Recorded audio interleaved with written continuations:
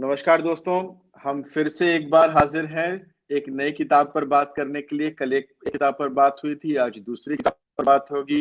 कल टॉपिक कुछ और था, आज टॉपिक कुछ और है। आज हमारे सेंटर में है क्रिकेट। मैंने अभी फेसबुक पर लिखा भी है, क्रिकेट का कोई मौसम तो इंडिया में होता नहीं, अब तो वो 12 मासी चलता रहता है। और अभी इन्हीं टेस्ट मैच भी चल ही रहे हैं। इंग्लैंड ऑस्ट्रेलिया से हम जीत के आए हैं, काफी खुश हैं। और कुछ कंट्रोवर्सीज भी पिछले 2-3 दिनों में क्रिकेट को लेकर के हुई हैं। आईपीएल का ऑप्शन भी बिल्कुल बगल में आ चुका है। और इसी बीच में जब हम लोग किताब लाए आईपीएल 2020, तो जहन में था कि कुछ आईपीएल को लेकर के लिखेंगे, लेकिन किस तरह से और क्या लिखा जाएगा, इस पर काफी कुछ बातचीत भी हुई। और गणपत जी का भी कहना था कि मैं इसको सिर्फ क्रिकेट के एक मतलब मैचेस के बारे में लिखना, तो आईपीएल 2020 में कोई एम नहीं, क्योंकि बहुत लोगों ने देखा जाना है। फिर भी कुछ इसको अलग करना जरूरी है। और इसीलिए जो मुझे इस किताब का जो बेहतरीन पार्ट लगता है, और उसी पर से मैं चर्चा अपनी शुरू करूंगा। तब तक हमारे साथ शिवन जी भी ज्वाइन करेंगे कि आईपीएल 2020, और जिनको नहीं पता वो मैं बता दूं कि अब तक जितने भी आईपीएल हुए उसमें से आईपीएल 2020 सबसे प्रॉफिटेबल आईपीएल रहा है बीसीसीआई के लिए। सबसे ज्यादा प्रॉफिट आईपीएल में 2020 में कमाया। इसके बावजूद कि कोविड था, इसके बावजूद भी क्रिकेट मैचेस नहीं चल रहे थे, मुश्किलें थी। आईपीएल 2020 बहुत सक्सेसफुल रहा है। इसके पीछे की कहानी किताब में बहुत खूबसूरती से लिखी गई है, बताई गई है। तो इसी पर चर्चा हम शुरू करेंगे। गणपत जी, आपका बहुत बहुत स्वागत है बहुत बहुत धन्यवाद। पर। और आपको पहले बहुत बहुत बधाई इस किताब के लिए। और लोग काफी देख रहे हैं, पसंद कर रहे हैं। और इंटरेस्टिंगली श्रीमन जी भी हमारे साथ जुड़ ही गए हैं। तो हम लोग बातचीत शुरू करते हैं। श्रीमन जी नमस्कार। नमस्कार नमस्कार। तो हम लोग अभी फेसबुक लाइव शुरू कर चुके हैं, और मैं आपसे ही शुरू करूंगा किताब को लेकर के, क्योंकि उसके बाद मैं कुछ अपने सवाल या लोगों के सवालों से भी आऊंगा। तो शिवन जी ये बताया कि मतलब आप गणपत जी से अपने सवाल, क्योंकि आपने ये किताब पढ़ी हुई है और इस किताब पर आप लगातार चीजें अपनी देख रहे थे, तो आप सवालों के साथ शुरू हो और मैं फिर आखिर में सवाल अपने भी रखूंगा। जी धन्यवाद। सबसे तो पहले गणपत जी को बहुत बहुत बधाई कि उन्होंने एक ऐसे विषय पर किताब लिखी जिस पर लोग थोड़ा बहुत आर्टिकल वगैरह तो लिखते हैं, लेकिन कोई पूरी किताब नहीं लिखी गई है हिंदी में। और नीलाभ जी ने उसे प्रकाशित भी किया है, तो नीलाभ जी भी बधाई के पात्र हैं। शुक्रिया। गणपत जी से पहला सवाल तो यही होगा कि किताब का नाम है आईपीएल, और खास तौर पे इसमें 2020 जुड़ा हुआ है। तो और किताब को मैं पढ़ रहा था तो इन्होंने 2020 के आईपीएल पर बहुत फोकस किया, बहुत विस्तार से, मैच के स्कोर से लेकर के और एक छोटी छोटी चीजों पर। तो सबसे पहला सवाल मेरा यही होगा कि 2020 के आईपीएल को आप अलग मानते हैं क्या? बाकी जितने आईपीएल हुए हैं अब तक 2008 से लेकर के, कैसे अलग है? और क्या 2020 के आईपीएल में आप विशेष देख रहे हैं? जैसा कि अभी तक की बातचीत से हमारे सामने आया था, तो वो वही प्रसंग है, अनुभव का मामला है और उससे ज्यादा कुछ नहीं। कि हम लोग हर रोज तो क्रिकेट देखते रहते हैं, आईपीएल भी देखते ही हैं, लेकिन इस साल का आईपीएल अलग होने का कारण जो मुझे लगा वो ये था कि दुनिया में हर एक चीज रुकी हुई थी। हम लोगों के आसपास कितने लोगों के रोजगार चले गए, कितने लोग घरों में कैद हो गए, मृत्यु हो गई लोगों की, लोग सड़कों पे चलने पे मजबूर थे। इन सारे माहौल में भी दुनिया भर में भी खेल की दुनिया में और कोई हलचल आपको उतनी नहीं दिखाई दी। सारे मतलब जो वर्ल्ड T20 था उसका पोस्टपोन हो गया, सारी रीशेड्यूल के लिए हो गया, लेकिन आईपीएल होना चाहिए इस बात की लगातार बात होती रही। तो यहीं से मेरी एक जिज्ञासा जगी थी ये कि आखिर क्या कारण है कि आईपीएल 2020 या आईपीएल कब होगा, आईपीएल क्यों नहीं हो रहा है। आईपीएल के लिए जो बीसीसीआई के लोग थे वो और फ्रेंचाइजी नहीं होना चाहिए, स्टार स्पोर्ट्स नहीं होना चाहिए, तो उसके क्या कारण हो सकते हैं। तो उस कारण को मैंने जब खोजना शुरू किया तो वहीं से जो है इस किताब का मुझे सूत्र मिला। और फिर आपने जो इसके बाद ये बात कही कि 2020 पे ही क्यों केंद्रित है, तो 2020 का केंद्रित होने का एक कारण तो ये था कि ये अलग अपने नेचर में जिस तरह से आयोजित किया था वो था, और बाकी ये क्योंकि 2020 पे जब बात हो रही है तो किताब की संपूर्णता के लिए 2020 में जो जो हुआ उस सेशन में वो सब उसमें रखा गया। तो इस नजरिए से मैंने इस किताब को इसमें रखा। जैनेंद्र, आपका बहुत बहुत धन्यवाद कि आपने इस किताब से गुजरे, इस किताब को देखा। और नीलाभ जी, आपका भी बहुत बहुत धन्यवाद कि आपने इस किताब में रुचि ली शुरुआत से। इस किताब से संबंधित शुरुआत के एक दो लेख इधर उधर कहीं प्रकाशित हुए थे, और उसके बाद फिर नीलाभ जी ने कहा कि नहीं, इस पे किताब आनी चाहिए, तो फिर वो उसी रूप में एक तैयार हुआ। तो जो शुरुआत का पार्ट है वो थोड़ा ओवरऑल आईपीएल के एक जो अलग फ्लेवर लेके आया भारत के खेल के परिदृश्य में, उसके ऊपर केंद्रित करने की कोशिश की। और बाकी जो दूसरा भाग है जो बड़ा है कंपैरेटिवली, अब वो आईपीएल में इस साल क्या क्या हुआ उसके बारे में। और मुझे ऐसा लगता है कि आईपीएल या क्रिकेट ओवरऑल या बाकी स्पोर्ट्स भी, हम ओलंपिक वगैरह देखते हैं तो वो महज खेल नहीं रह गए हैं, उनके पीछे बहुत सारी चीजें होती है, कैसे उसका प्रोडक्शन होता है, ब्रॉडकास्ट कैसे होता है, पैसा कहाँ से इन्वॉल्व होता है। तो वो सारी चीजें देखने का एक कोशिश की गई। और उसमें सबसे ज्यादा बात यह है कि जितना शायद लिखा गया है उतना मैंने समझने की कोशिश की, बल्कि ये मेरे समझने से बनी हुई किताब है। अच्छा, एक चीज और है, इस किताब को पढ़ने के बाद एक चीज समझ में आता है कि आप एक क्रिकेट प्रेमी से आपका साक्षात्कार हो रहा है। आमतौर पर जो इस तरह के बुद्धिजीवी वर्ग है, जो लेखक है, जो लिखने पढ़ने वाला समुदाय है, वो जब खेल पर लिखता है तो बहुत क्रिटिसाइज रहता है, उसको क्रिकेट से खास तौर पर एक चिढ़ रहती है।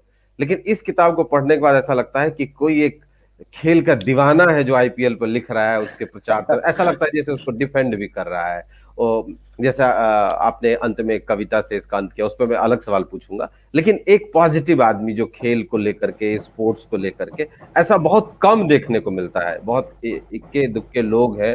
जैसे मुझे पता चला कि रामविलास शर्मा क्रिकेट पर के बहुत अच्छे जानकार भी थे, प्रशंसक भी थे, लेकिन उनकी जो एक दो लेख उनका है क्रिकेट पर, वो गायब कर दिया, वो मिलता ही नहीं है।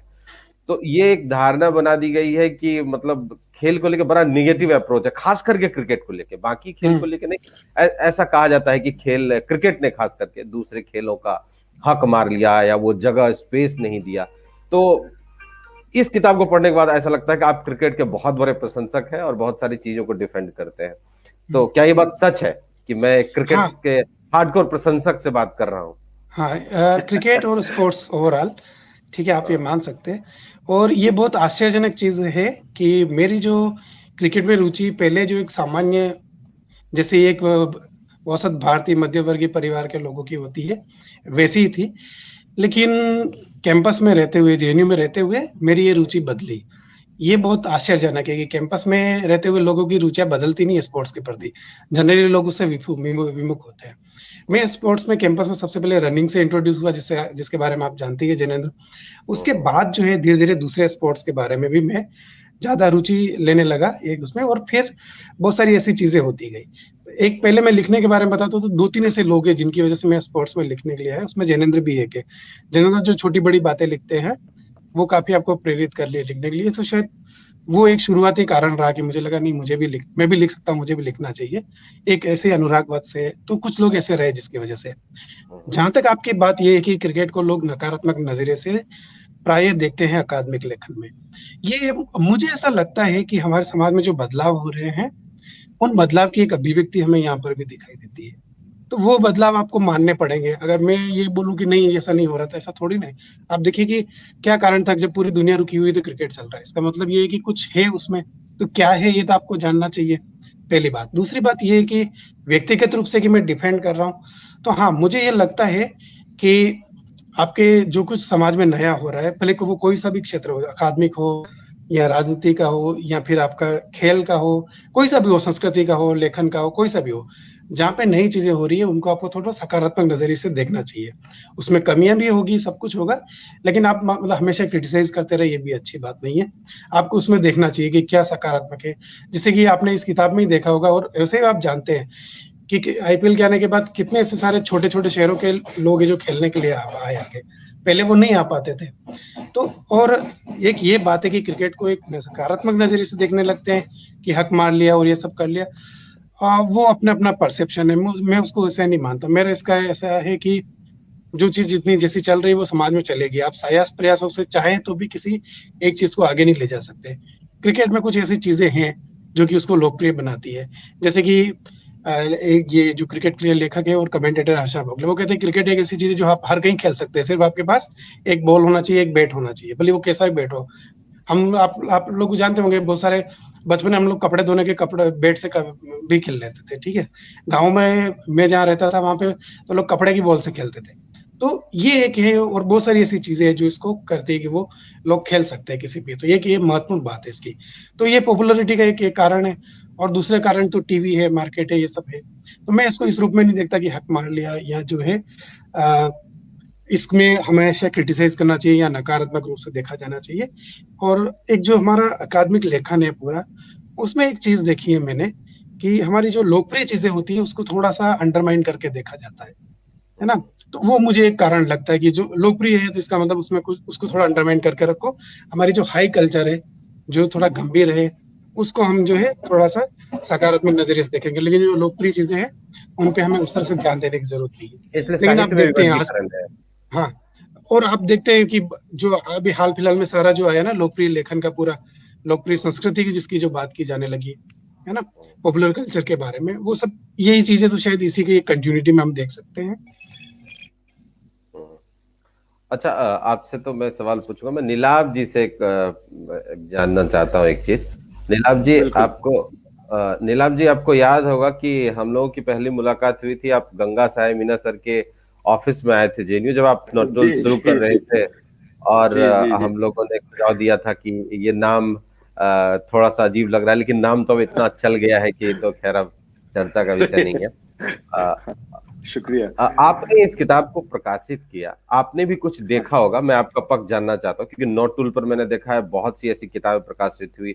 सबसे पहले मैंने पुष्पमित की किताब जो फरकिया बहुत पहले आई थी, शुरुआती किताब में है, वो डाउनलोड करके मैंने पढ़ी थी। और तो आपने एक शानदार मंच बनाया है शुक्रिया इस तरह को मौका देने के लिए। वैसे तो गणपत जी ने जो किताब लिखी है वो कहीं से भी प्रकाशित हो सकती है, इसमें कोई शक नहीं, वो बहुत अच्छी किताब है।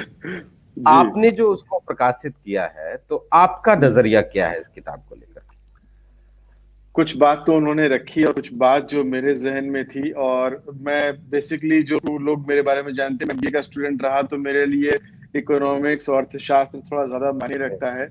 स्पोर्ट्स तो बिल्कुल है, और एक स्पोर्ट्स में इन्होंने जो सेकंड हाफ किताब को दिया कि 2020 के मैचेस के बारे में थोड़ा सा बड़े स्टाइल तरीके से उन्होंने जानकारियां दी, बातचीत रखी। लेकिन जो फर्स्ट हाफ किताब का था वो मेरे लिए बड़ा जबरदस्त था, हालांकि, और मैं लगातार गणपत जी को फोर्स कर रहा था, और थोड़ा बढ़ाइए, और थोड़ा लिखिए, ये करिए, वो करिए। मतलब ये किताब उन्होंने मुझे 1.5 महीने पहले दे रखी थी। हाँ, मुझे लगता है किताब थोड़ी छोटी हो गई है, मतलब इसको और डेवलप कर सकते थे। अच्छा, हाँ, मुझे मैं तो मेरी 1.5 महीने पहले मुझे याद है कि गणपत जी ने मुझे ये किताब दी कि ये किताब पढ़िए और इस पर व्यू बताइए, और जो कमियां होंगी उसको ठीक किया जाएगा।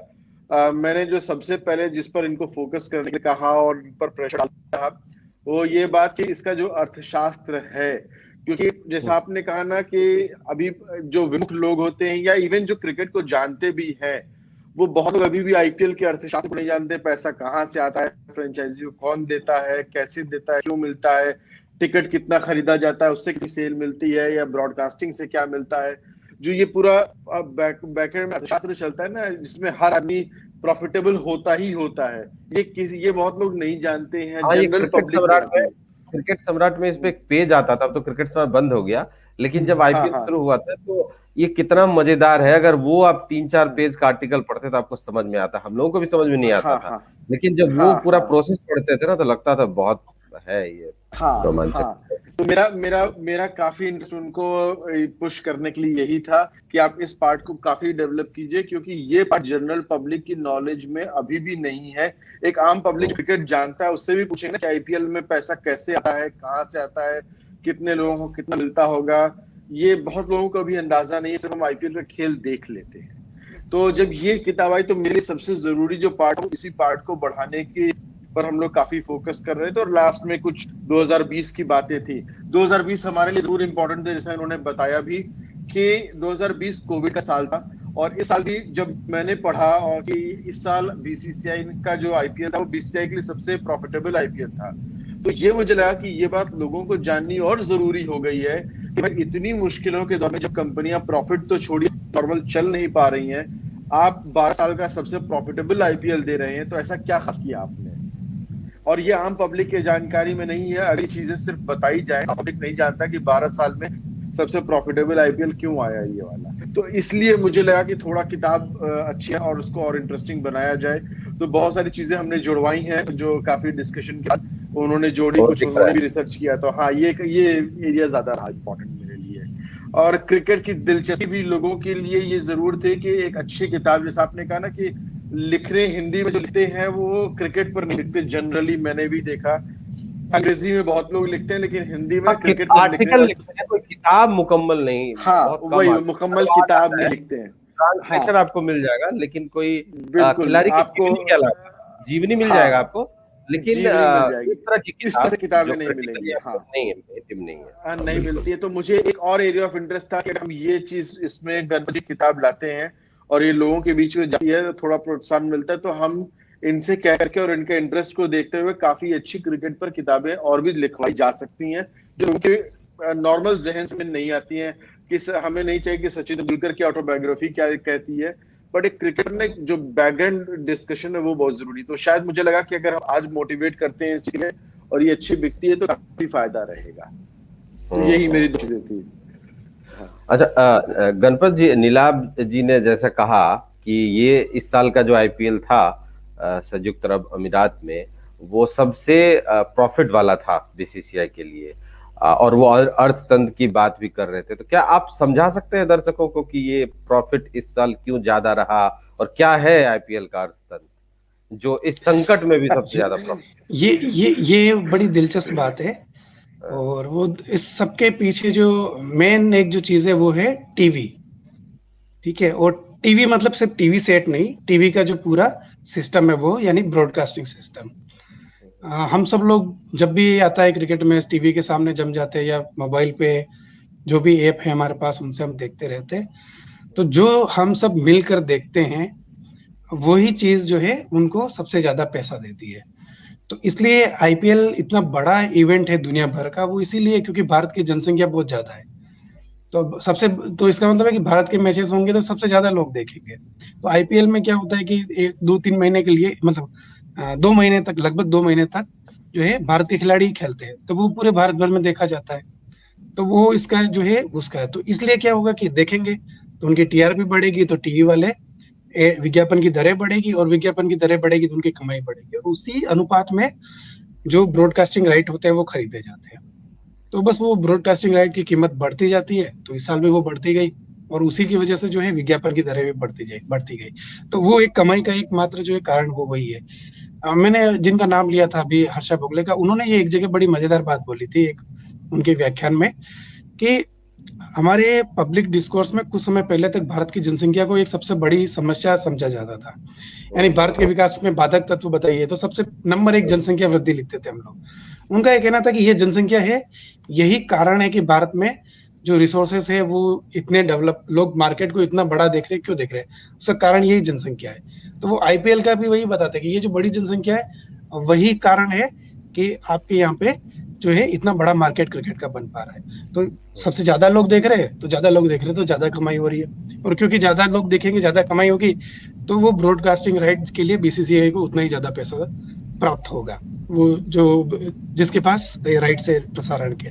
तो ये एक उसका एक सामान्य अर्थतंत्र है। इसकी वजह से अब क्या हुआ, इस साल ये हुआ कि 2-3 महीने से क्रिकेट बहुत ही कम था, लिमिटेड हो गया था, एकदम था ही नहीं। लोग घर में ज्यादा थे, तो टीवी के सामने बैठे हुए हैं, लेकिन टीवी पे नया कुछ आ ही नहीं रहा है, क्योंकि शूटिंग बंद है, स्पोर्ट्स बंद है। तो क्या करेंगे, तो जैसे ही क्रिकेट चला सब लोग क्रिकेट देखने लगे, तो उससे उनकी टीआरपी बढ़ी, और जो टीआरपी बढ़ी तो फिर कमाई बढ़ी, विज्ञापन की दरें बढ़ी, उसी हिसाब से उनकी कमाई ज्यादा हुई।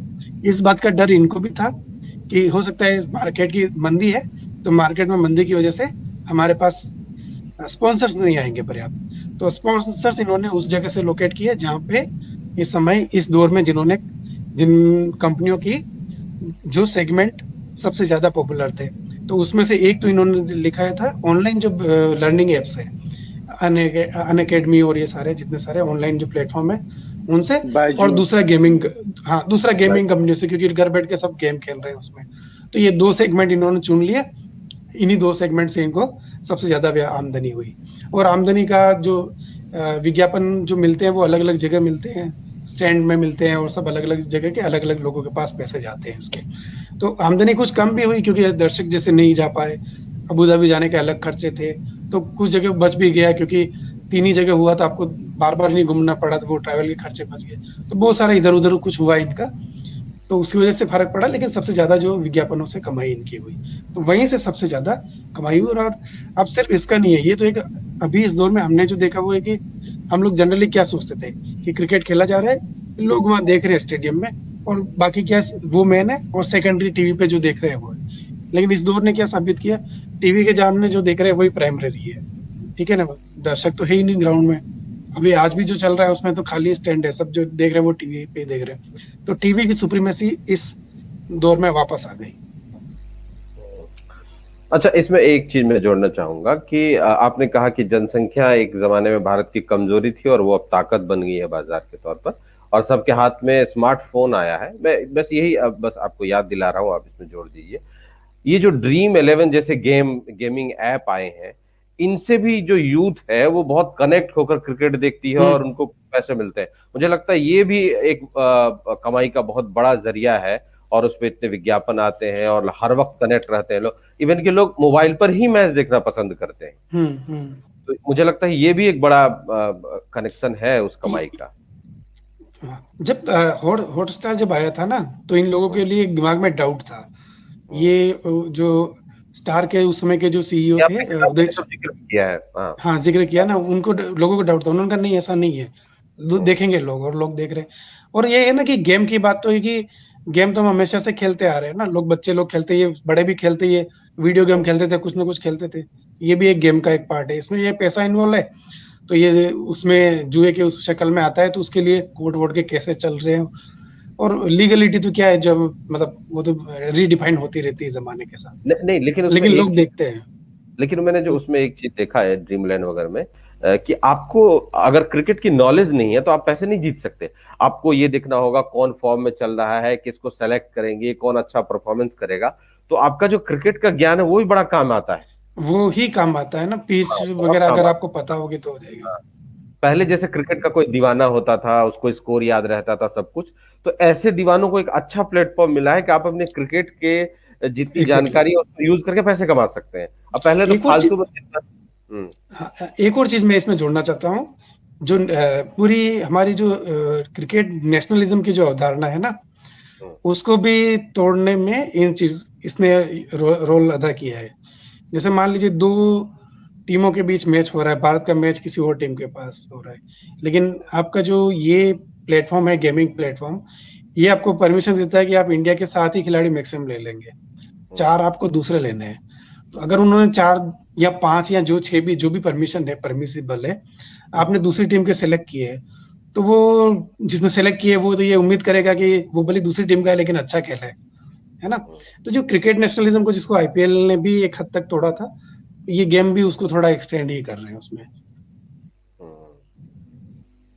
आपने बहुत विस्तार से लिखा भी है। 2008 में जब आईपीएल शुरू हुआ तो बहुत सारी चिंताएं थी, तो मैं चाहता हूं दर्शकों के लिए आप वो जब आईपीएल शुरू हो रहा था तो जिस तरह की चिंता थी और उसका जो विस्तार हो उस पर भी थोड़ी सी बात करें, क्योंकि इस पर अलग से लिखा है कि इस राष्ट्रवाद को लेकर के। हाँ, इसी को थोड़ा विस्तार दे दीजिए कि कैसे वो सब कुछ टूटा। हाँ, 2008 में जब अचानक से आईपीएल की चर्चा होने लगी तो उसके बैकग्राउंड में आईसीएल था, इंडियन क्रिकेट लीग, जो कि करेंगे आईसीएल पर आएंगे, अभी आईपीएल पर रहने दीजिए। तो उस समय लोगों के दिमाग में असल में यही धारणा थी कि अब सपोर्ट किसको करें, क्योंकि क्रिकेट देखने का या खेल देखने का ये होता है ना कि एक नेशनलिटी आपके दिमाग में रहती है कि भारतीय है तो अच्छा हमारी टीम खेलनी चाहिए, हमारा ये करना चाहिए। तो एक होता था कि सपोर्ट किसको करें अब, क्योंकि दिल्ली का मैच कोलकाता से हो रहा है, पता चला दिल्ली का खिलाड़ी कलकत्ता से खेल रहा है, ठीक है। तो वो एकदम जो है गड़बड़ ऐसा था कि लोगों के दिमाग में ये डाउट था कि अब सपोर्ट किसको करे वो। तो ये वाला डाउट जो है थोड़ा सा लोगों के दिमाग में आया, एक कंफ्यूजन है, डिलेमा जिसको हम कहते हैं, वो द्वंद उस समय उभर के आया था कि इसको कैसे क्या किया जाए। जैसे लोग उम्मीद कर रहे थे कि धोनी को कलकत्ता में होना चाहिए था, लेकिन धोनी चेन्नई में थे। धोनी चेन्नई में थे, और मजेदार बात ये थी कि उस समय जो टीमें थी उनके ब्रांड एम्बेसडर बनाए गए थे। धोनी चेन्नई के ब्रांड एम्बेसडर बने थे, बाकी गांगुली वगैरह तो अपनी अपनी टीमों के बने, सचिन बॉम्बे के। तो ये और और, जब मैं और विदेशी कर रहा था पहले मैच में तो कलकत्ता पूरा एकदम पगलाया हुआ था। हाँ, और तो सबसे सबसे दिलचस्प उसमें होता था पाकिस्तानी खिलाड़ी जब खेलते थे हमारे यहाँ, वो पहले ही खेल पाए सीजन, उसके बाद तो खेल नहीं पाए। तो पहला सीजन में पाकिस्तानी खिलाड़ी पता लगा शोएब अख्तर विकेट मार रहे हैं, उड़ा रहे हैं, और इधर लोग तालियां बजा रहे हैं। ये एक अलग दृश्य था जो कि परंपरागत हमारी जो नेशनलिटी की धारणा थी क्रिकेट की खेल की, उससे अलग ले जाता है आपको। विदेशी तो ये खिलाड़ियों का अच्छा परफॉर्मेंस पे पहली बार हम लोग खुश हो रहे थे, अगर हाँ, अब पहली हमारी बार ही टीम में खुश हो खेल रहे रहा थे है। उसमें। हाँ, तो ये उसमें का एक डिलेमा था, उसमें कि कैसे होगा, लेकिन वो धीरे धीरे आदत हो जाती है, तो धीरे धीरे लोगों ने एक्सेप्ट कर लिया उसको। हाँ, वो आईसीएल का आपने जिक्र किया और आपने विस्तार से लिखा भी है। आईसीएल और आईपीएल के संबंध पर बहुत कम लिखा हुआ आपको मिलता है हिंदी में, मैंने तो बहुत कम पढ़ा है।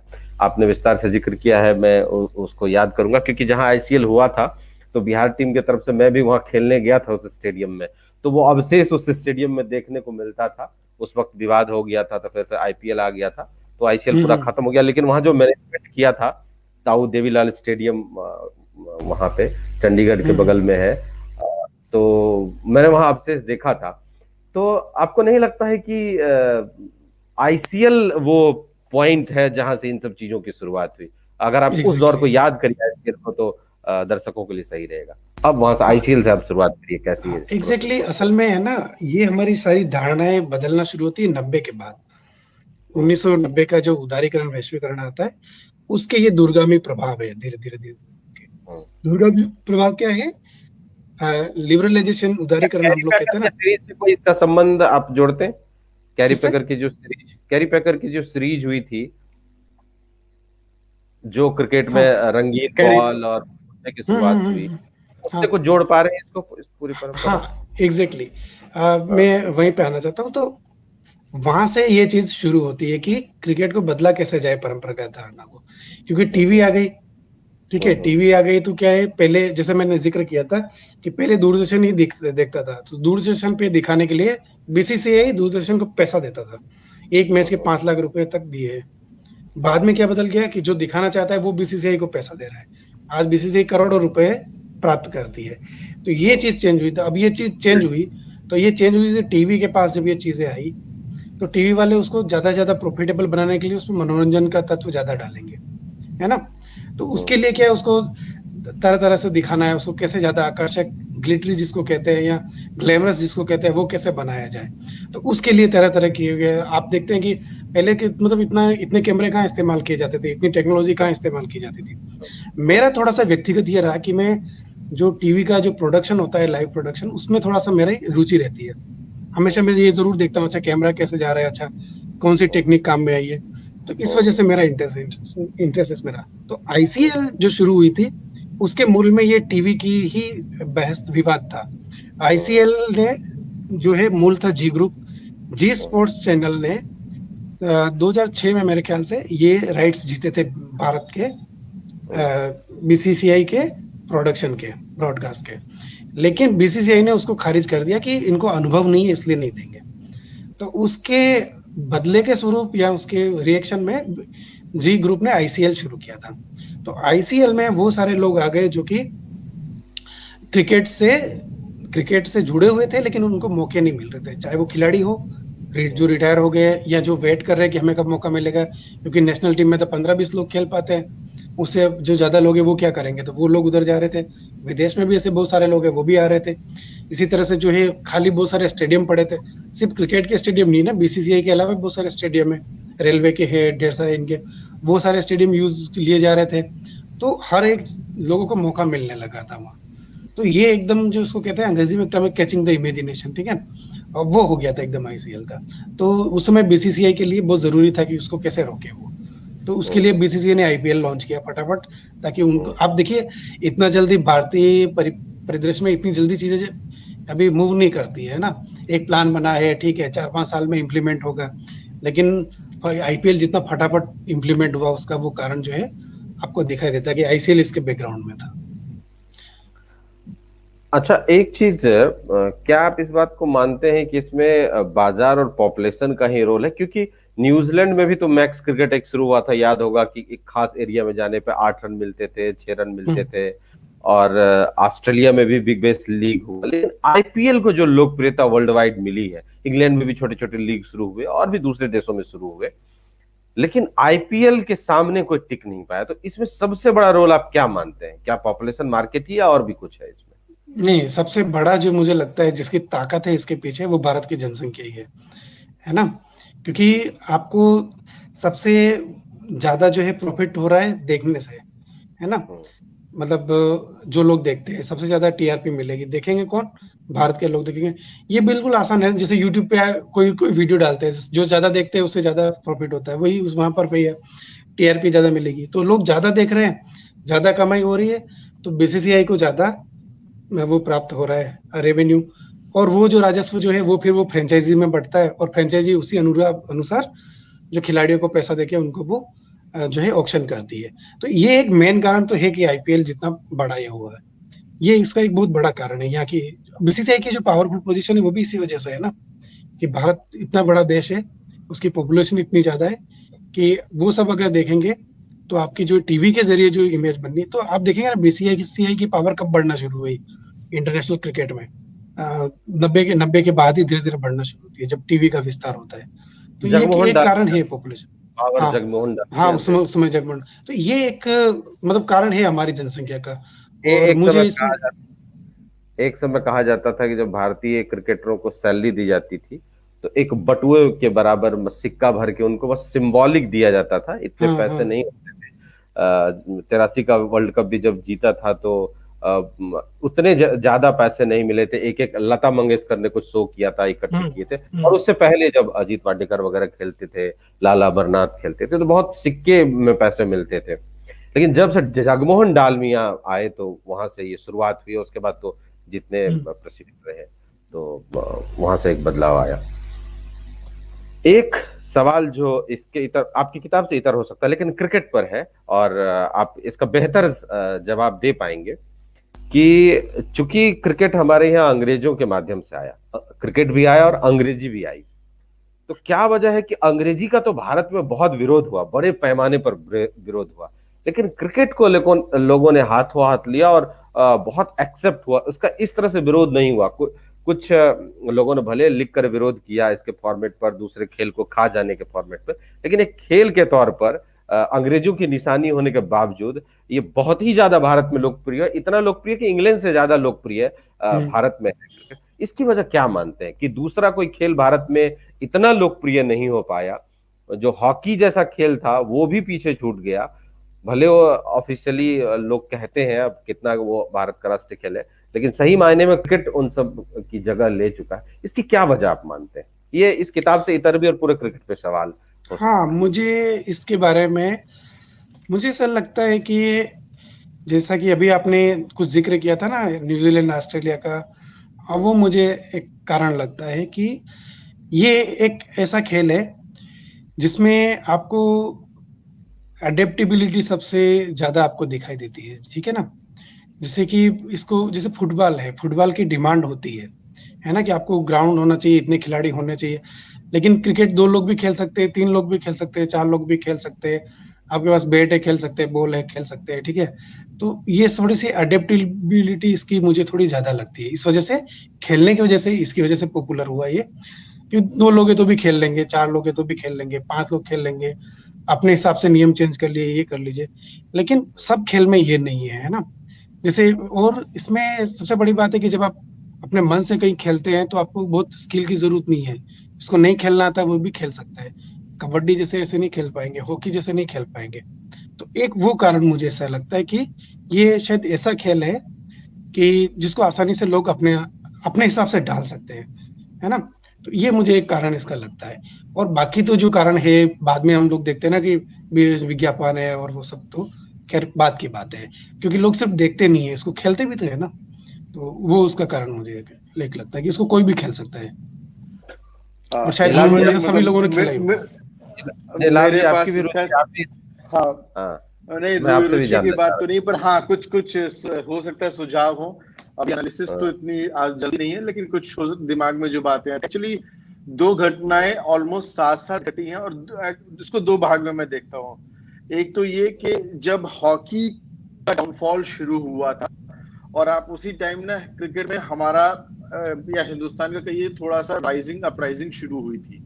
पहली चीज तो इस तरह से मैं देखता हूँ, जब तक हॉकी बिल्कुल डाउन 1983 आ चुका था, जहां पर हमें हमारे हीरोज और वर्ल्ड चैंपियन के तौर पे, मतलब जब हम ओलंपिक में स्वर्ण पदक नहीं जीत सकते थे, जब हम कोई वर्ल्ड चैंपियनशिप हॉकी में भी नहीं जीत पा रहे थे, उस दौरान हमें एक वर्ल्ड चैंपियन टीम के रूप में कुछ मिला था। एक तो इसका हॉकी का गिरना और क्रिकेट का उठना ऑलमोस्ट सेम टाइम पे था। ये शायद किस्मत की बात है, या जिस तरह से भी आप देखें। दो चीजें और देखता हूं जो मुझे हमेशा से लगती हैं कि जो फीलिंग एक थी ना कि हम अंग्रेजों के खेल में अंग्रेजों को हरा रहे हैं। क्रिकेट हॉकी अंग्रेजों का खेल नहीं था, और ये कई बार फीलिंग जब मैं पुराने दौर की किताबें पढ़ता हूँ, स्पेशली लाला अमरनाथ दौर को पढ़ता था, कभी पढ़ा, तो ये फीलिंग मुझे वहां की किताबों में या किताबों के बीच में हमेशा मिली कि हम अंग्रेजों के खेल में ही अंग्रेजों को हरा रहे हैं। ठीक है, भले लगान बनी 2000 में है, लेकिन वो फीलिंग जो लगान वाली होती है कि हम उन्हीं के खेल खेल रहे हैं और उन्हीं को हरा रहे हैं टाइप, ये शायद उस दौर का जो नेशनलिज्म था उसको भी ये दर्शा रही थी, क्योंकि हॉकी उनका खेल नहीं था, लेकिन क्रिकेट उनका ही खेल था, और हम उसमें कभी कभी उनको टक्कर देना या हरा देना या वहां पर मुश्किलें पैदा कर देने वाली सिचुएशन थे। तीसरा मुझे कारण जो ऑफ लेट नजर आता था, हमेशा से लगता था कि हॉकी के बाद जो इंडिया के सबसे बड़ी राइवलरी पाकिस्तान के साथ हो पाई, वो क्रिकेट में ही हो पाई। और ये राइवलरी को भी मैं नेशनलिज्म के तौर पर देख रहा था, क्योंकि ये दो चीजें को लोग ना बड़े ही क्लोजली देखते हैं। जब हॉकी में राइवलरी उतनी रहने गई, तब क्रिकेट में वो राइवलरी अपने पीक पर आ रही थी 70 और 80 के दौर में। शायद ये तीन वजह थी जिसकी वजह से क्रिकेट अचानक से बहुत ज्यादा लोगों के बीच में पॉपुलर। उसके पहले लोगों को ना, ठीक है क्रिकेट है, खेल चल रहा है, लोग बहुत ज्यादा ध्यान नहीं था। जब ध्यान गया तो वो इतना ज्यादा चला गया कि अगर उसका विरोध होता भी ना, तो मुझे नहीं लगता कि वो खास प्रभाव डाल पाता। तो जो आपका शायद क्वेश्चन है कि इसके बावजूद भी कि अंग्रेजों का खेल था, भारतीय अंग्रेजी भाषा से विरोध होता है, लेकिन क्रिकेट से शायद इसलिए नहीं हो पाया क्योंकि वो फिर जब तक कि हम क्रिकेट मतलब चीजों को समझते या इसका विरोध करते, क्रिकेट अपने आप में काफी बढ़ चुका था हमारे जहन के बीच में। तो ये तीन चीजें मुझे लगा। हाँ गणपत जी, आपने किताब में जिक्र भी किया जब वेस्ट इंडीज इंग्लैंड को हराती थी, तो इस तरह आपने जिक्र किया ये भावना अभी भी जब हुआ था रिसेंटली जुलाई में, जब लॉकडाउन के बाद जुलाई में, तो वेस्ट इंडीज के साथ इंग्लैंड का पहला मैच जो था वो वेस्ट इंडीज जीत गई थी। तो वो उसी रूप में, मतलब उसी रूप में उसको देखा गया, बहुत सारे लोगों ने उसी रूप में उसको रेखांकित किया। बैकग्राउंड वो था जो अमेरिका में जो एक जॉर्ज फ्लॉयड का जो हुआ था ना, उसके साथ ब्लैक लाइव मैटर्स वगैरह जो सब उठे, उसी के परिप्रेक्ष्य में उसको देखा गया। तो मतलब लोग देखते हैं ऐसे, तो उसको वो एक भावना है। एक और चीज मुझे इसमें लगती थी कि भारत में जो पैट्रॉन थे ना इसके क्रिकेट के प्रशंसक थे, वो थे राजा महाराजा लोग थे उस समय। हाँ, ये एक और बात थी है ना। तो एक वो उनका एक था, और आप जानते हैं हमारे देश में कि राजा महाराजाओं का प्रभाव तो होता ही है, मतलब उनका जो क्षेत्र होता है उसमें होता है। एक ये कारण और मुझे उसमें जोड़ा जा सकता है, एक अन्य कारण जो हॉकी में शायद राजा महाराजाओं का वो प्रभाव नहीं था, क्योंकि ना राजा महाराजा के लिए एलिट खेल थे, तब शायद गोल उभार रुकना हो नहीं पाया था इंडिया में। गोल तो भी हमारे लिए बहुत नया खेल है, इसका उभार अब हम देख रहे हैं, लेकिन क्रिकेट वो एलिट खेल के तौर पे देखा जाने लगा। राजा महाराजा हॉकी नहीं खेल रहे थे, कुछ केडी सिंह बाबू को छोड़ करके जनरली आप बड़े राजा महाराजाओं को हॉकी खेल नहीं पाएंगे, लेकिन क्रिकेट के साथ जुड़ाव बहुत पहले हो चुका था। तो ये भी एक बड़ी वजह थी। गुजरात एरिया में काफी सारे राजाओं में ये चीजें चलती थी, चाहे वो रणजीत सिंह हो, आप इनको देखते हैं। तो शायद पैसे की भी दिक्कत नहीं थी, एलिटनेस की भी दिक्कत नहीं थी, तो ये क्रिकेट के प्रभाव को बढ़ाने में काफी मददगार साबित हुए। रामचंद्र गुहा ने जो अपनी किताब लिखी है विदेशी खेल देसी मैदानों पे, जो इंग्लिश में अनुवाद आया है, उसमें उन्होंने एक चीज का जिक्र किया है, जो कश्मीर के राजा थे या दूसरे राजाओं का भी, तो क्रिकेट का फॉर्मेट ऐसा था कि राजा जी बल्लेबाजी करते थे और उनके जो नौकर थे गेंदबाजी करते थे, तो वो उनको खुश करने के लिए बॉल धीरे से भी जा रही है तो उसको पैर मार के चौका कर देते थे, राजा के शतक बनवा देते थे, अर्धशतक बनवा देते थे, खूब सारे रन बनाते थे, जानबूझ के आउट नहीं करते थे, विकेट के बाहर गेंद फेंकते थे। और राजा को तो गेंदबाजी करनी नहीं थी, उनके जो नौकर वो गेंदबाजी कर रहे हैं, तो एक मजा भी आता था। और इसमें छुआछूत से भी बचा। फुटबॉल में तो आप टकरा सकते हैं एक दूसरे से, क्रिकेट में क्या है कि आप बैट पकड़ के खेले, आप कोई आपको छू नहीं रहा है, किसी से आप टच नहीं हो रहे हैं, बैटिंग करिए आप पेविलियन में बैठ जाइए, बॉलिंग करके वो अलग बैठ जाएगा। तो इसका जो फॉर्मेट था ना, भारत की जो सामाजिक संरचना थी उसके अनुरूप, तो ये भी एक कारण है कि बहुत आसान हुई। जबकि दूसरे खेलों में आपको शारीरिक टच जो है, वो संपर्क का खतरा ज्यादा रहता था, फुटबॉल में हो, हॉकी में हो, वो, और क्रिकेट का फॉर्मेट ऐसा। तो ये भी एक कारण था कि क्रिकेट जो है भारत के जो धनाढ़ थे उनको पसंद आया कि ये बहुत सही फॉर्मेट है, तो मनोरंजन भी है और जो सेवक है उनको खुश करने का भी, बटरिंग भी कर सकते हैं राजा महाराजा की, फुल टॉस बॉल फेंक दिया, ओवर पिच फेंक दिया, अगर शॉर्ट पिच खेलते हैं तो शॉर्ट पिच फेंक दिया, फील्डिंग खराब कर दी। बड़ौदा के या कहीं के एक राजा थे, उनके तो ग्लव्स, पैड वगैरह ग्लव्स भी दूसरे लोग ही बांधते थे। हाँ, मतलब जाहिर है। नीलाभ जी, आपने एक जिक्र किया, मैंने कहीं पढ़ा है, मैं उसको कर दूं। वैसे तो हमें गणपत जी को ज्यादा सुनना चाहिए, लेकिन वो जिक्र आया है तो आप भी बोलिए। हाँ बोलिए। वो जो आपने कहा था कि हॉकी का डाउनफॉल और क्रिकेट का उदय एक साथ हुआ, हाँ ये बात सच है। मुझे याद आ रहा है कि जब 83 में वर्ल्ड कप जीता था इंडिया ने, उससे पहले हॉकी में एक बड़ा मैच हुआ था भारत पाकिस्तान के बीच में, 7-0 या 8-0 से पाकिस्तान ने भारत को हरा दिया था। तो भारत के लोग बहुत उदास निराश थे, और उसी दौरान कपिल देव ने वर्ल्ड कप जीत लिया। तो वो जो क्राउड थी ना, वो शिफ्ट कर गई, और भारत के जो बड़े खिलाड़ी थे, जितने भी ध्यानचंद वगैरह, सब रिटायर हो गए थे, तो उतने स्टार खिलाड़ी भारत में रह नहीं गए थे। वही होता है ना, लगा कि जैसे तेंदुलकर चला गया तो अब क्या होगा, लेकिन क्रिकेट में तो वो विराट कोहली ने उस लेगेसी को थाम लिया, रोहित शर्मा वगैरह, धोनी वगैरह आ गए, लेकिन हॉकी में ये नहीं हो पाया। और वो अचानक से वर्ल्ड कप, एक बड़ा वर्ल्ड कप था, वेस्ट इंडीज के अलावा किसी ने जीता नहीं था, 2 वर्ल्ड कप उसने जीता था, उनके जो इंग्लैंड है, ऑस्ट्रेलिया है, उसने भी वो भी पीछे था, तो अचानक से वो टर्न हो गया। और क्रिकेट इंग्लैंड जनमानस का जो लोगों का जुड़ाव था ना, ठीक है विरोध नहीं होना एक अलग बात थी, पर आम लोगों का जो जुड़ाव हुआ ना, शायद उसमें 1983 की बहुत बड़ी भूमिका है। उसके पहले, हाँ, हालांकि उसके पहले 1-2 नाम कह सकता था मैं कि ठीक है लाला अमरनाथ थे, लेकिन गावस्कर भी आ चुके थे, और कपिल देव का भी नाम थोड़ा आने लगा था, और थोड़े हीरोज हमारे बने लगे थे। जो आप कह रहे हैं एक्चुअली बिल्कुल वही था कि हॉकी में हमारे हीरोज खत्म हो रहे थे और क्रिकेट में हमारे हीरोज बढ़ रहे थे, और ये हम लोग हीरोज को देखना बहुत पसंद करते हैं, और इन्हीं के उसमें मतलब होता है कि एक विम्स में घूमे रहते कि गजब का प्लेयर है और इसके ये है वो है, तो शायद हर टाइम हम भारतीय जनमानस हीरो तो अपना ढूंढ ही रहा होता है, या कोई भी लोग ढूंढता है, मुझे लगता है हर सोसाइटी में हीरो ढूंढती है, तो वो हमें हीरो क्रिकेट में मिल रहा था। भारत में तो नायक की अवधारणा रही है ना, नायक चाहिए आपको। हाँ, नायकों की अवधारणा रही। हाँ। और वेस्ट इंडीज को भी हरा के आ गई थी भारतीय टीम, वेस्ट इंडीज जा करके। हाँ, तो ये सारी चीजें उसी टाइम पे हुआ था ना, सुनील गावस्कर उसी टाइम हुआ था। हाँ, तो ये सारी चीजें काफी ऐड कर गई थी क्रिकेट को पॉपुलर करने के लिए लोगों के बीच में। और जो आपने कहा भी, बाकी चीजें भी जो सोसाइटी के मापदंड उससे काफी मैच खाता हुआ खेल भी रहा है। अब गणपत जी पर हम लोग वापस लौटते हैं इस किताब पर। एक जगह आपने जिक्र किया है टुक टुक एकेडमी का, तो हम चाहते हैं दर्शक के लिए उसको आप बताइए कि आपका जो सोशल मीडिया पर अनुभव रहा है उसको आप जरा विस्तार से बताइए। अरे वो बड़ा जबरदस्त है, फैसिनेटिंग एकदम, ठीक है। मतलब आप अंग्रेजी में एक शब्द है सम्मोहक, ठीक है, हिंदी में का हमारा शब्द है सम्मोहक, ठीक है, एकदम उस तरह का। बताइए, हम लोग बहुत डिटेल में नहीं जानते हैं, तो हम चाहते हैं कि दर्शक को अच्छा लगे। असल में ये होता है ना, जैसे कि ट्विटर जो है, ट्विटर की एक दुनिया है, उसमें क्रिकेट का एक अलग ही पूरा एक कम्युनिटी है।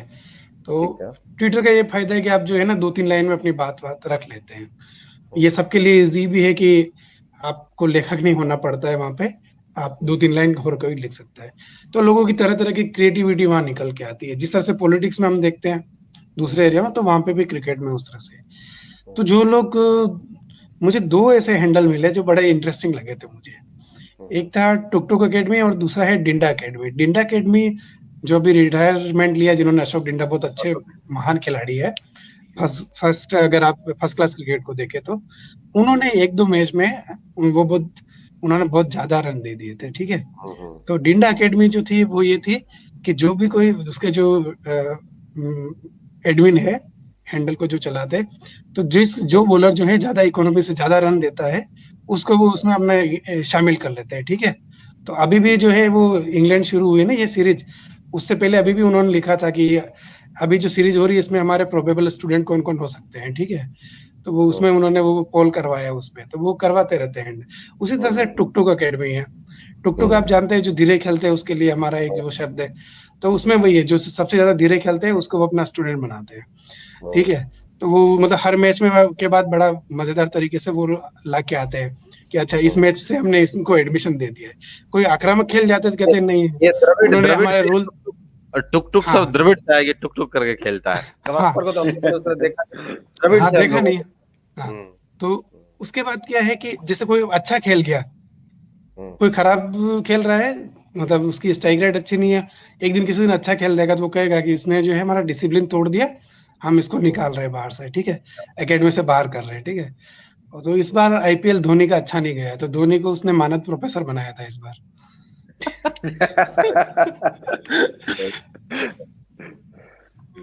हम्म। और इसी तरह डिंडा में वो शामिल करते रहते हैं नए नए। हाँ हाँ हाँ, जो हाँ किसी ने अगर जो है ना बहुत टाइट बॉलिंग कर दी तो कहला नहीं इसको निकाल देते, ये हमारे काम का नहीं है, एकेडमी एकेडमी के लायक नहीं है हमारे। अच्छा, तो कोई स्टूडेंट होता है और कोई प्रोफेसर हो जाता है। हाँ हाँ, अब धोनी तो स्टूडेंट नहीं हो सकते ना। धो- धोनी तो कुलपति, मतलब मुझे तो डर है कभी अगर और ये भी खराब चला गया तो कुलपति बना देंगे उनको। और आपके सोशल मीडिया को ना, क्योंकि आपकी किताब को ऐसे पढ़ने में लग रहा है कि आपने सिर्फ क्रिकेट मैच नहीं देखा है, सोशल मीडिया पर क्या चल रहा है आईपीएल के दौरान, इस पर भी आपने बहुत गहरी नजर रखी है। तो हाँ और कोई एग्जैक्टली ये बहुत इंटरेस्टिंग है कि हम लोग, मतलब मैंने जैसे शुरुआत बताया आपको पहले कि मेरी इसके प्रोडक्शन में बहुत रुचि रहती है कि मतलब कोई भी चीज प्रोड्यूस कैसे कर रहे हैं, काम कैसे कर रहे हैं, कैमरा क्या इस्तेमाल कर रहे हैं या किस तरह से। तो मतलब बहुत सारी चीजें तो आपको पता नहीं चलती है, लेकिन वो सोशल मीडिया के जरिए आपको पता चलती है। लोग लिखते हैं आजकल, तो लोग जो है ना अपने जो लोग काम करते हैं वो अपने कुछ कुछ पोस्ट करते हैं तो उससे पता चलता है। तो सोशल मीडिया का भी मेरा यही था कि ये भी एक एक्सटेंशन है। जैसे आप देखिए कि जो क्रिकबज़ ESPN क्रिक इन्फो जो लेके आए हैं पूरा, उन्होंने उनके पास ब्रॉडकास्टिंग राइट नहीं है, लेकिन किस तरह से उन्होंने पूरा एक्सपर्ट के जरिए उन्होंने अपने आप को एक महत्वपूर्ण केंद्र के रूप में स्थापित किया। तो ये डिजिटल मीडिया का ही उनका एक महत्व है। अब तो वो विकेट वगैरह का छोटा छोटा वीडियो भी अपलोड करने लगे हैं, हाँ वीडियो वो फॉर्मेट में भी, बल्लेबाज हाँ कैसे आउट करते हैं वो वीडियो डाल देते हैं छोटा हाँ, छोटा। वीडियो भी वो करने लगे। एक तो नया लेके आए थे, ये मैंने देखा, पता नहीं कहाँ देखा, वो ग्राफिक्स लगाते, आप ओरिजिनल फीड नहीं दे रहे ना उस पे, तो मतलब वो हो जाएगा, तो वो ग्राफिक्स बना लेते हैं, ठीक है, कि मतलब ये ऐसे खेल रहे थे उस समय, ठीक है हाँ, यूट्यूब पर भी बहुत सारे लोग ऐसा है करते ना। हैं। तो ये कर रहे हैं, तो ये सब क्रिएटिविटी जो है आज के जमाने में लोग लेके आए। तो ये सोशल मीडिया पे आपको देखना बहुत जबरदस्त होता है। तो मैं ये देख रहा था, ऐसे बहुत सारे खिलाड़ी है, बहुत सारे मतलब बहुत सारे फैनवार जिसको आप कहते हैं ना, शीत युद्ध की तरह फैनवार चलता है, ठीक है। तो अभी एक कोहली का खेमा है, तो एक रोहित शर्मा का है, तो वो लोग लगे रहते हैं अपना सब करते रहते हैं। तो उसमें बहुत सी दिलचस्प चीजें आपके सामने आती है। अभी जो कल परसों जो सबने सोवेनिटी वाला और जो वो कमेंट किया ना, उस पर भी सब चल रहा है सारा, ठीक है। तो और बड़ी दिलचस्प बात यह कि ऐसा नहीं है कि वहां पे सब एक जैसे हैं, सबके अलग अलग राय होती है और सब चलते रहते हैं।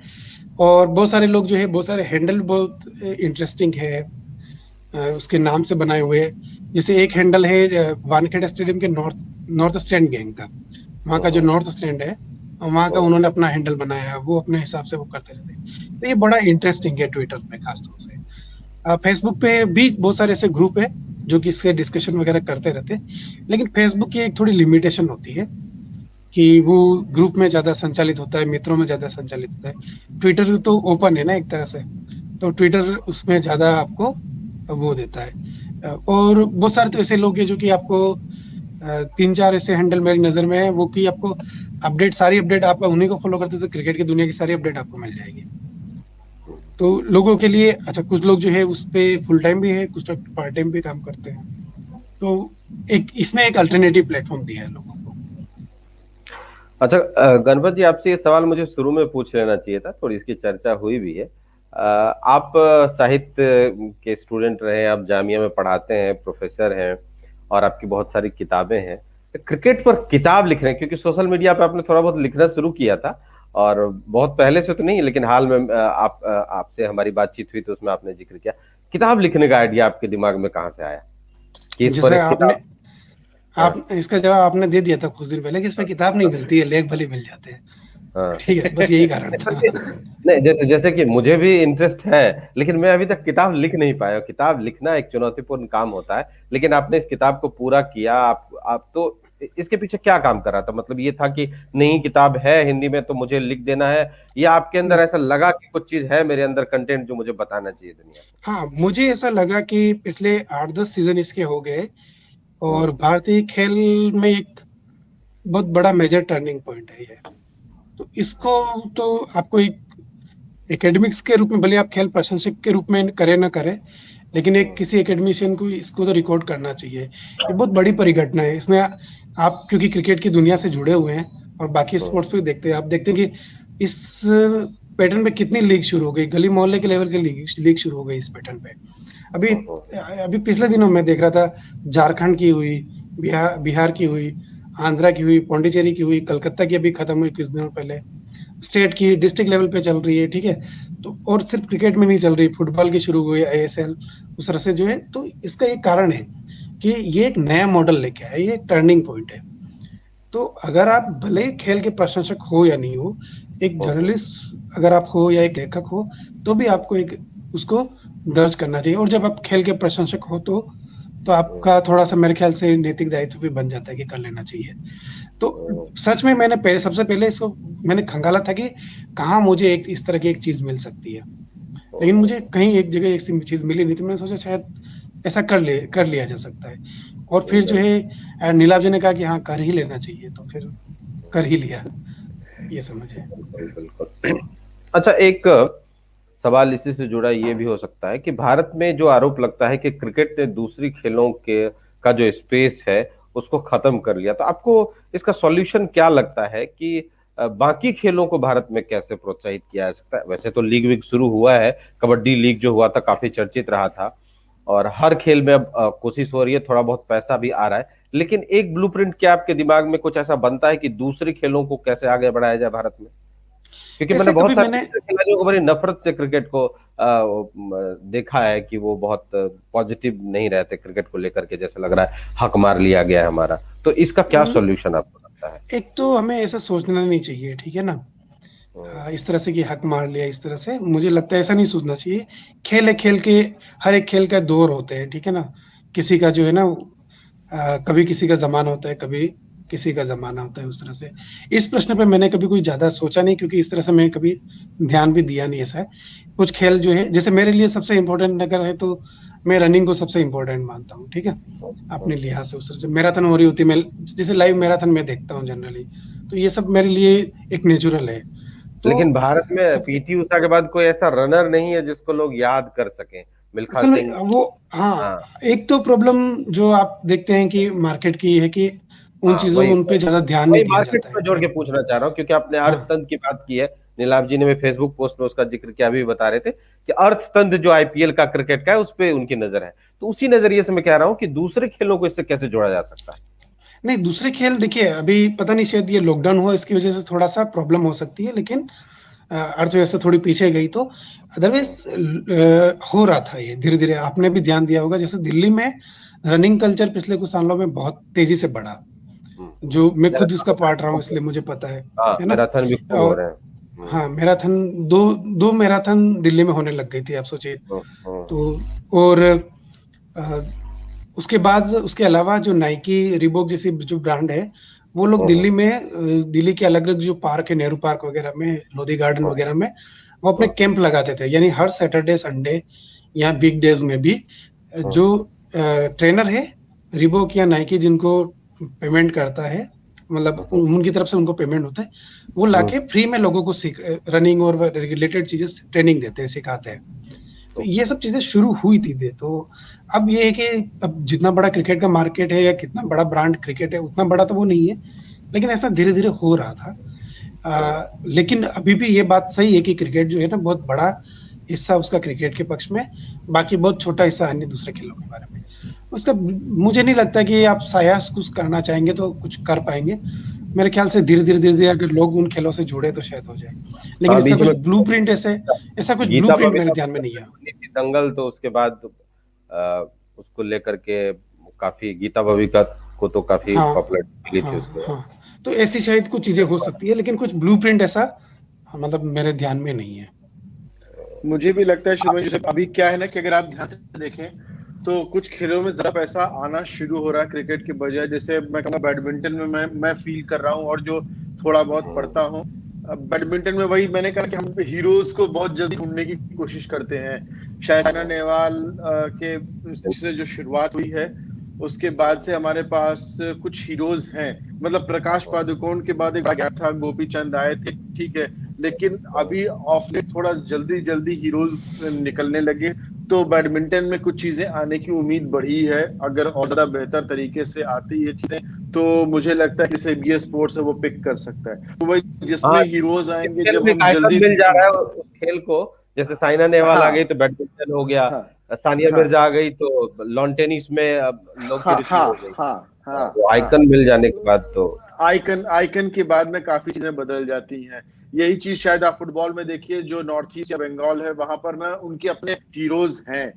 तो वो बात जरूर है कि वो हीरोज ऑल ओवर इंडिया तक नहीं पहुंच पाए, लेकिन जो हीरोज है, इसलिए वहां पे आप लगातार देखेंगे कि वो अच्छे फुटबॉलर आते चले जाते हैं, मुश्किलें नहीं होती हैं। वाईचुंग भूटिया और सुनील छेत्री के बाद तो तीसरा नाम बहुत मुश्किल होता है फुटबॉल। मुश्किल नहीं हाँ, हुई। हाँ, मैं ये हाँ। देख रहा था ना, इसमें जिस वक्त फीफा का पिछले साल चल रहा था, बड़ी मुश्किल से लोगों को एक्सपर्ट मिल पा रहे थे। इवन की एक बार पिछला जब जो फीफा। जसपाल राणा निशानेबाजी में थे तो लोग की निशानबाजी में इंटरेस्ट लेने लगे थे। हाँ, हाँ, तो वो हाँ। आइकन का बड़ा संबंध है, और क्रिकेट में आइकन ये मिलते रहे। हाँ, ये तेंदुलकर एक्चुअली आते हैं। आपने कहा ना कि तेंदुलकर जैसे खत्म हुआ, तो जो गैप आना चाहिए था कि अरे हमारे पास हीरोज नहीं, और फिर क्या होगा, तो तुरंत आपके पास धोनी के रूप में थे।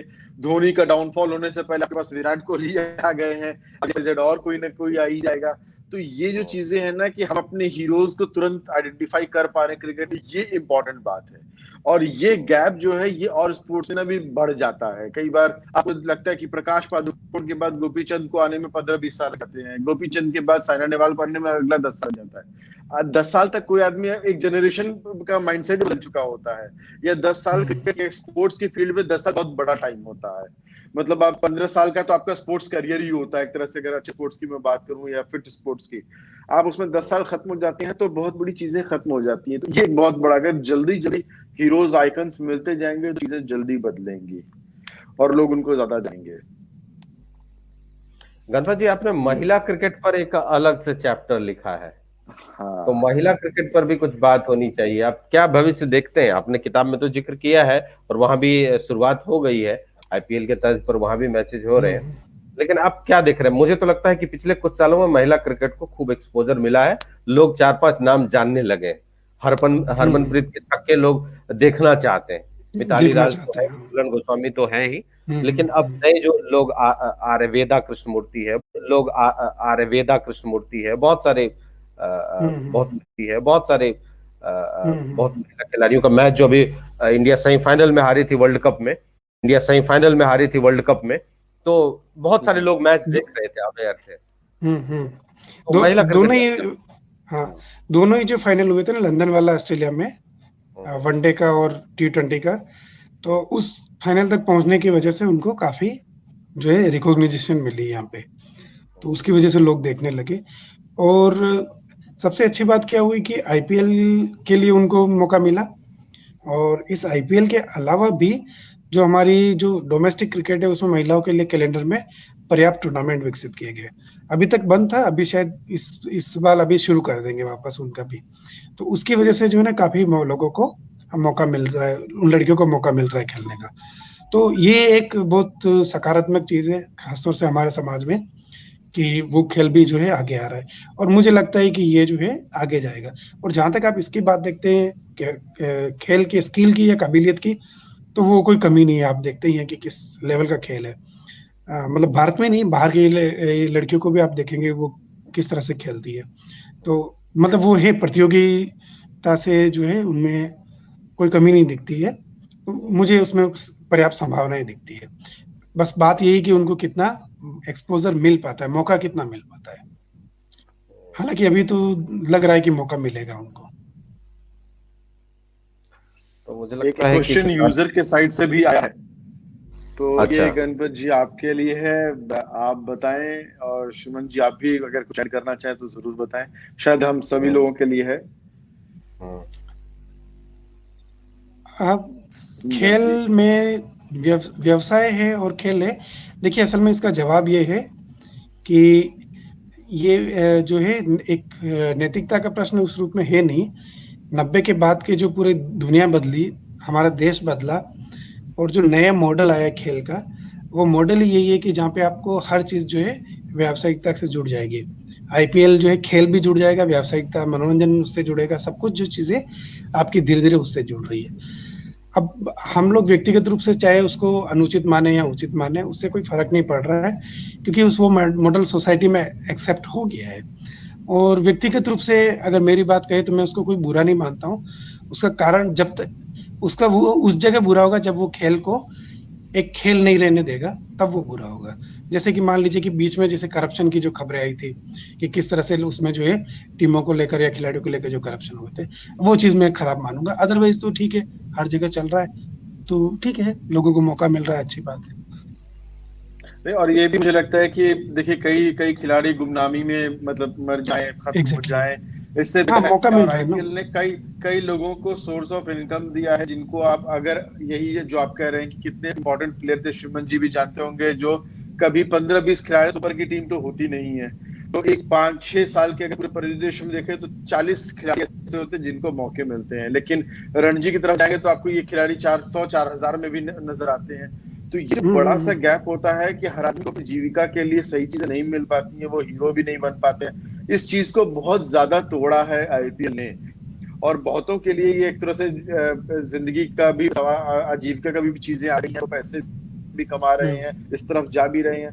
तो मुझे लगता है कि अब जो आपने कहा 1990 में जब देश बदला है, जब कैपिटलिज्म एक इम्पोर्टेंट चीजें बन के हमारे सामने आ गई है, रहने खाने के लिए पैसे की जरूरत पड़ती है, चीजों को ऐशो आराम की जरूरत पड़ती है, तो क्यों खिलाड़ी न पाए और क्यों हर खिलाड़ी तक चीजें न पहुंच पाए। अगर आपके अंदर टैलेंट है, आप आईपीएल भी आ सकते हैं, तो अब मुझे लगता है कि आप तो अच्छा खासा कमा रहे हैं। और ऐसे हमने कई एग्जाम्पल देखे हैं जो छोटे छोटे शहरों से आकर के हीरोज बन गए आईपीएल में और अच्छा खासा अपना घर बनवा लिए, चीजें बन गई। हम ये नटराजन का ही एग्जाम्पल पढ़ रहे थे, ये पूरी ऑस्ट्रेलिया सीरीज में आईपीएल से आए और एक छोटे से कुछ भी खास उनके घर में नहीं था, पैसे भी नहीं थे, और आज मेरे ख्याल से काफी कुछ पैसे वैसे हैं। तो ऐसे बहुत सारे, भुवनेश्वर कुमार एक अच्छा एग्जाम्पल हो सकते हैं। तो मुझे लगता है कामरान कि खान भी आया था एक जमाने में, कामरान पेशर अकमल आए थे। हाँ हाँ हाँ हाँ, मैं तो इसमें एक कामरान चीज जोड़ना अकमल आए थे। चाहूंगा। जैनेंद्र जो है प्रोफेशनल क्रिकेटर रहे हैं। हाँ वो हाँ हाँ, बिहार से जो है वो इतना ऊंचे तक खेला उन्होंने कि उस समय बिहार में अगर स्टेट बोर्ड होता तो वो शायद वो रणजी खेलते आराम से और आगे मौका मिलता। शायद आईपीएल जैसी कोई लीग उस जमाने में शुरू हुई होती उस, तो शायद जो है जैनेंद्र को भी इस तरह के बड़े मौके मिल पाते। तो ये एक चीज है कि आप देखिए कि आपके सामने एक उदाहरण बैठा हुआ है, तो अब ये है हमारी सच्चाई है, और इसने मौके दिए लोगों को, तो हमें उस रूप में स्वीकार मैं करना चाहिए। ऐड करना चाहता हूँ कि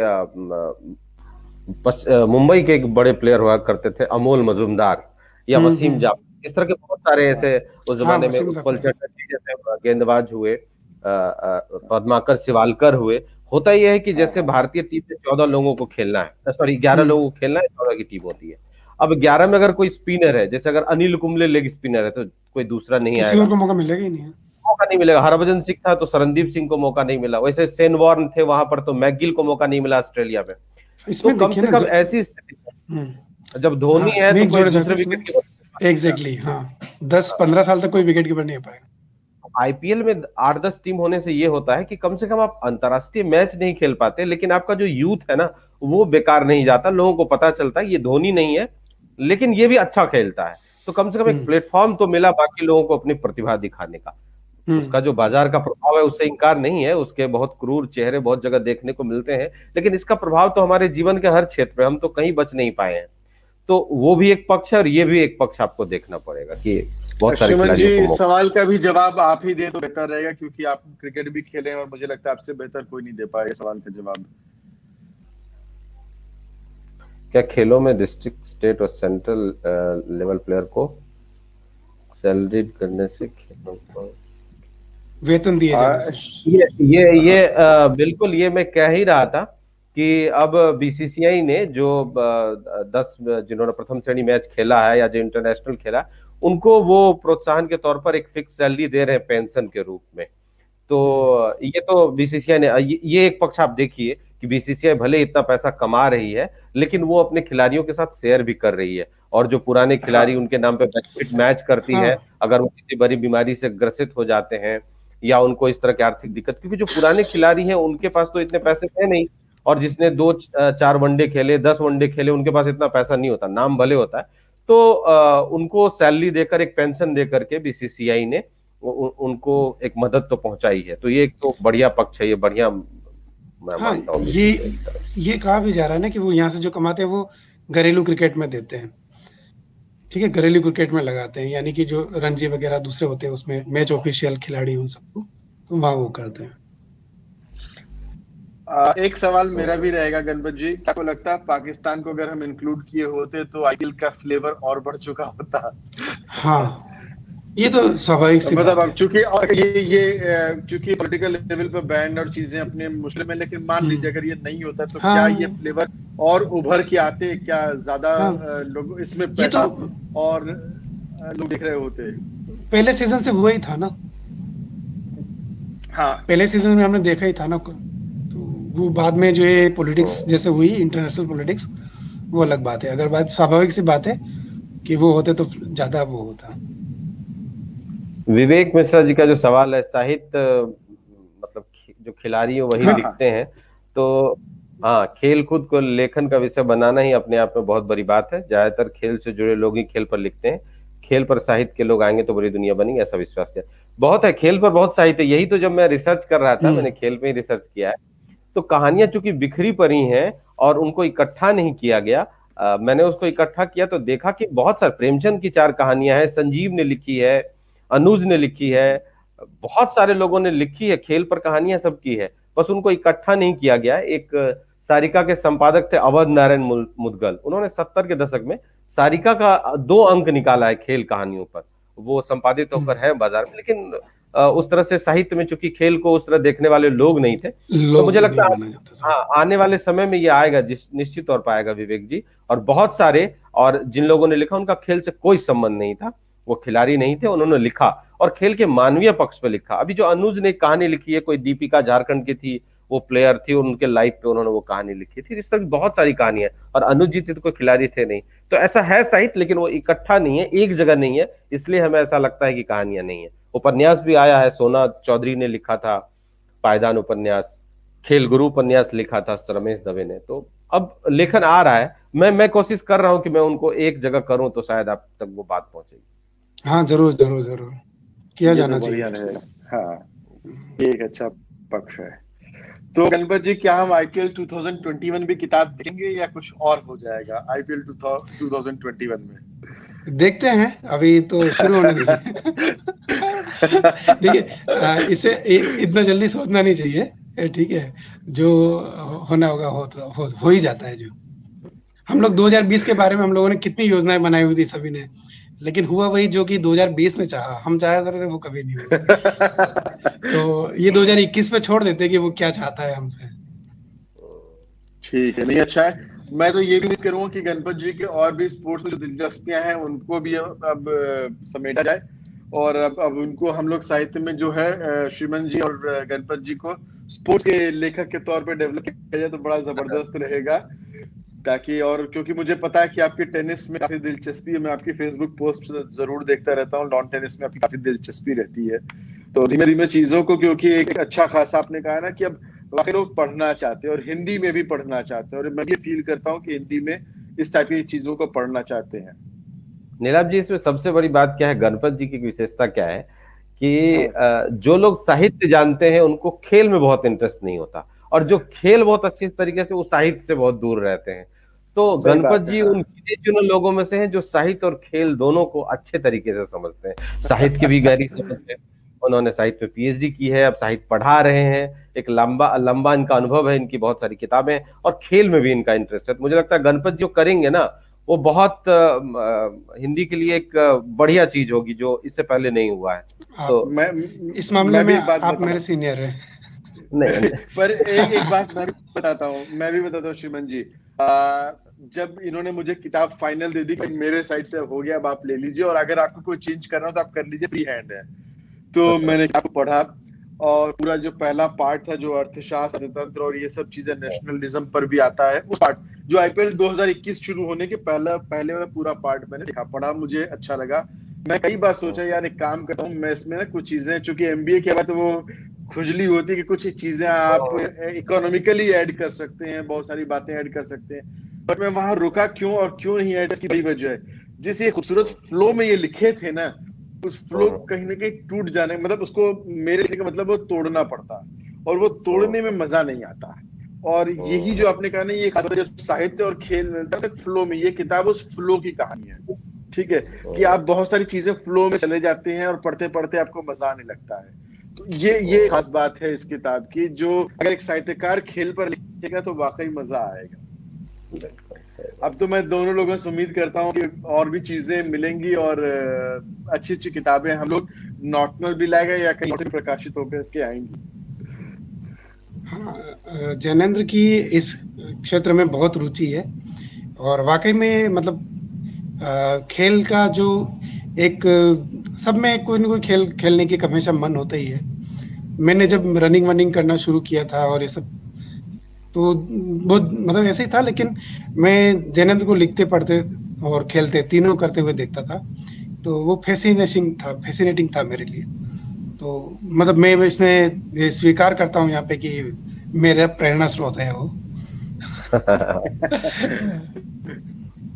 तो मैं उम्मीद करता हूँ कि लेकिन इसी बहाने एक अच्छी किताब आई है जो सबको पढ़ना चाहिए, खेल को समझना चाहते थे। इससे पहले छिटपुट जो लेख अभय दुबे वगैरह के थे, रामचंद्र गुहा के, लेकिन ये किताब के रूप में आ गई है। तो ये अगर कोई क्रिकेट को समझना चाहेगा, उसके खास करके बाजार को, क्योंकि जो बाजार को नहीं समझ पाएगा क्रिकेट को नहीं समझ पाएगा।